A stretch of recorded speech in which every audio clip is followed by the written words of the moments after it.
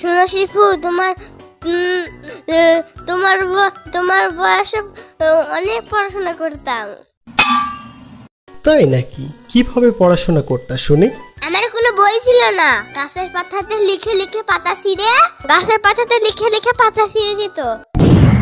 School ছিল মাত্র 599 kilometre দূরে।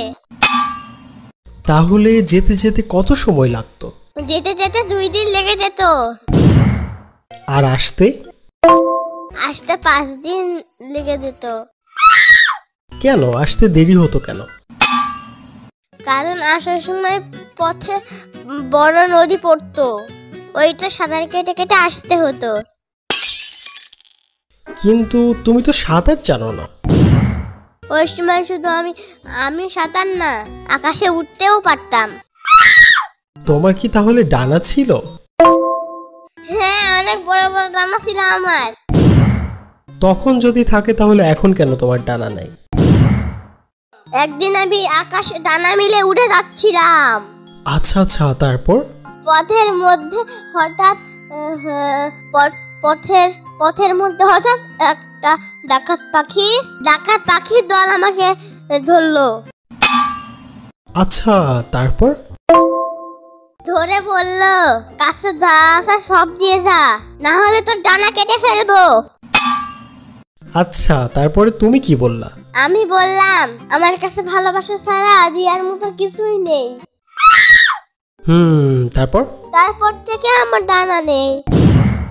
এই কথা তো আমি আগে শুনি নাই। তুমি শুনবা কিভাবে? তুমি তো একটা কান্ড্রো। কান্ড্রো মানে আবার কি? মূর্খ যদি হয় তাহলে কান্ড্রো কেন হবে না? কান কি দোষ করলো?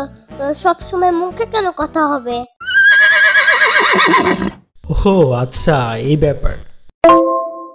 তুমি তো অশিক্ষিত কি করে হলা? আমি এটাই বুঝতে পারলাম না। আমার বংশে তো সবাই শিক্ষিত, আর আমি তাদের লিডার। তুমি তার মধ্য থেকে এত অশিক্ষিত হয়েছ। একটা জ্ঞানী মানুষের সাথে কিভাবে কথা বলতে হয় জানো না? বাড়িতে গিয়ে তোমায় কিছু শেখাই না? অত ব্রো কোথাকার। আরে ওইটা অধব্র না, ওইটা অভদ্র হবে।